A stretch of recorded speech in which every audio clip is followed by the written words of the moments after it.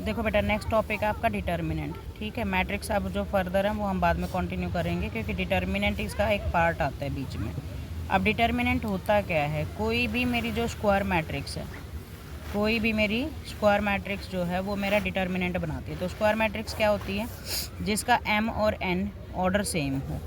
ठीक है, m/n जो ऑर्डर है वो सेम होना चाहिए, यानी जितनी रो हैं उतने ही उसमें कॉलम होने चाहिए। ठीक है, तो या तो मेरी वन, जैसे ये मैट्रिक्स है, इसका 1/1 ऑर्डर है। अब इसके अंदर 0 भी एक एलिमेंट की तरह ही हम मान के चलते हैं। ठीक है, अब एक मैट्रिक्स है मेरी, जैसे 2 1 0 2 ले लिया। अब ये मेरी मैट्रिक्स जो है वो 2/2 ऑर्डर की है, क्योंकि इसमें 2 रो हैं और 2 कॉलम है यहाँ पे मेरे पास। इसी तरीके से अगर मान लो मैंने लिया 0 1 0 0 0 1 1 1 0, मैंने कोई भी चीज़ ले ली, तो अब ये भी जो है वो मेरा, ये मेरा है 3/3 ऑर्डर है मेरा।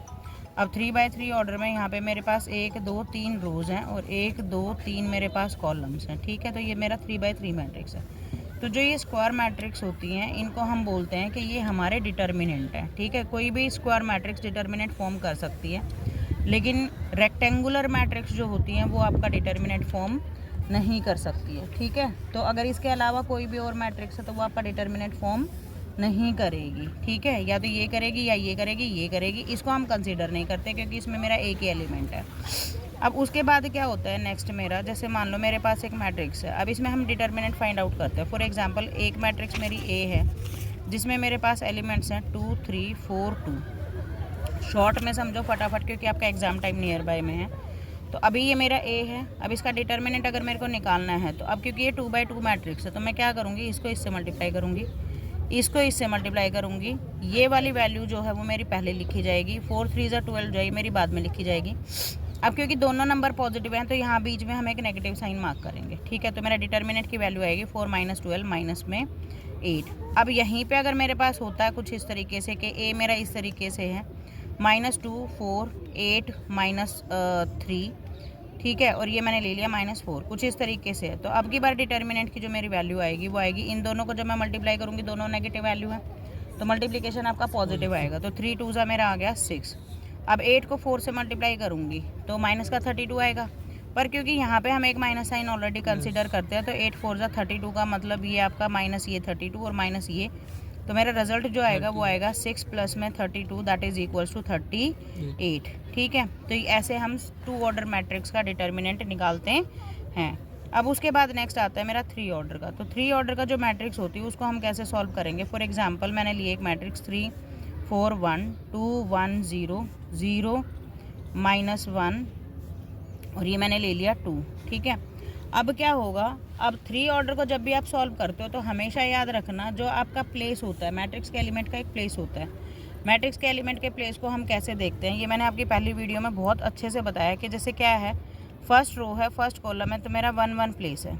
फर्स्ट रो है, सेकंड कॉलम है, ये सेकंड कॉलम हो जाता है, ये मेरी रो होती है इधर, ये मेरे कॉलम्स होते हैं।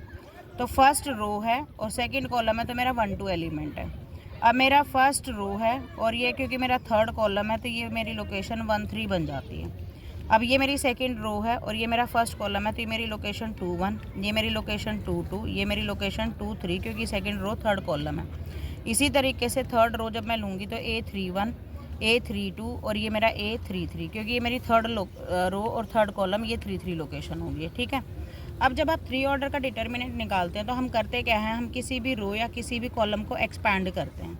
अब एक्सपेंशन होता क्या है, एक्सपेंशन करने से पहले क्या क्या चीज़ें ध्यान में रखनी है। तो एक्सपेंशन करने से पहले हम किस चीज़ का ध्यान रखेंगे, जो ये मेरे प्लेसेस हैं, इन प्लेस की एक वैल्यू होती है। जैसे इनका अगर मैं सम करूँ तो 1 1 कितना आ रहा है 2, तो यानी इवन प्लेस है। इवन प्लेस है मतलब ये पॉजिटिव प्लेस है। अब 1 2 कैसा को सम करेंगे तो कितना आएगा 3 3 ऑड नंबर है, यानी ये नेगेटिव प्लेस है। फिर ये मेरा 1 3 है, 1 3 मतलब 4 आएगी वैल्यू, तो इवन, इवन मतलब पॉजिटिव साइन। अब 2 1 है, यहाँ पे मेरा नेगेटिव साइन, ये 2 2 पॉजिटिव, ये मेरा नेगेटिव, ये मेरा पॉजिटिव, ये मेरा नेगेटिव, ये मेरा पॉजिटिव।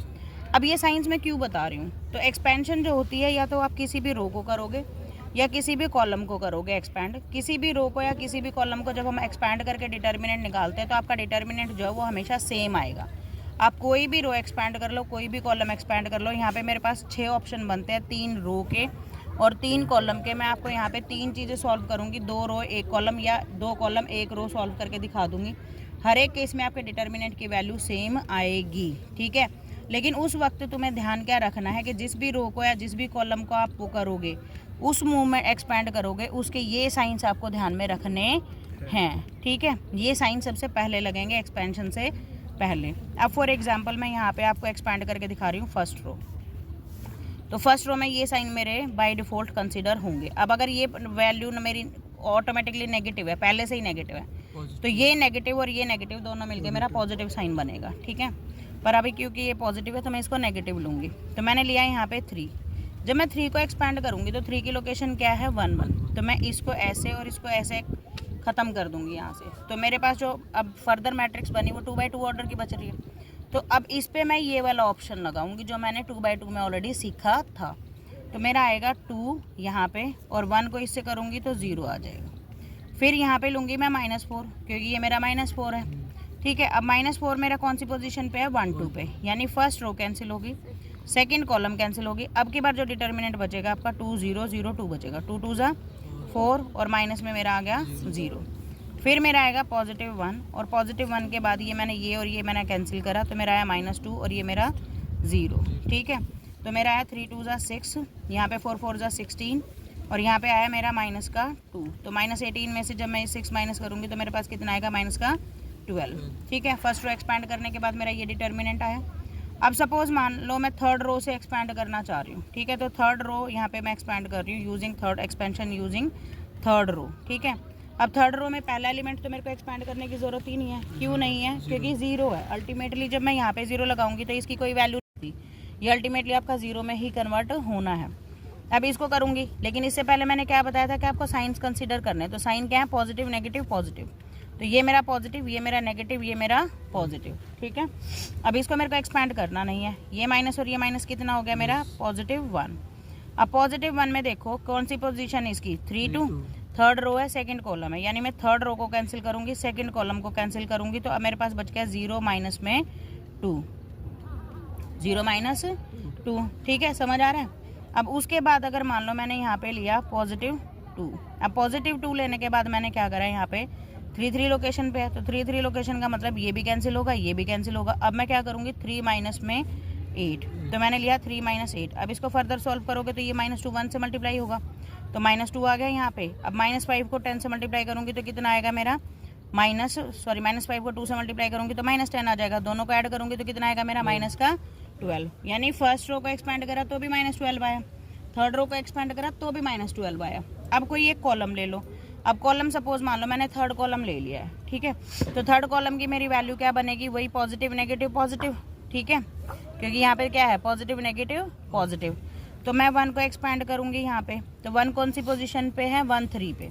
तो first row cancel, third column cancel. अब की बार आपके ये 4 मल्टीप्लाई होंगे, तो 2 - 1 से मल्टीप्लाई करूँगी तो -2, और यहाँ पे -0 आ जाएगा।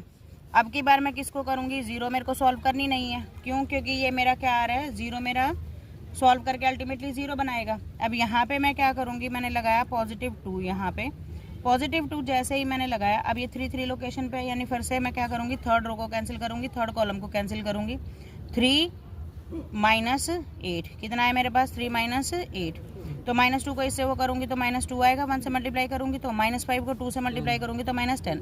अल्टीमेटली मेरे पास फिर से क्या आया? -12। तो कहने का मतलब क्या है कि 3 रोज मेरे पास है और 3 कॉलम मेरे पास है। 3 रोज और 3 कॉलम में से अगर मैं किसी को भी की एक्सपैंड करके अगर अपना डिटर्मिनेंट निकालती हूँ तो मेरे डिटर्मिनेंट की वैल्यू जो है वो सेम आएगी। उसमें से मैंने 3 आपको करके दिखा दिए हैं।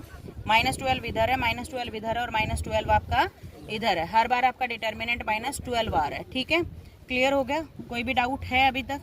कोई भी डाउट अगर हो तो यहाँ भी आपके पास हूँ और इधर भी आपके पास हूँ। कमेंट सेक्शन में आप कमेंट कर देना यहाँ पे, ठीक है।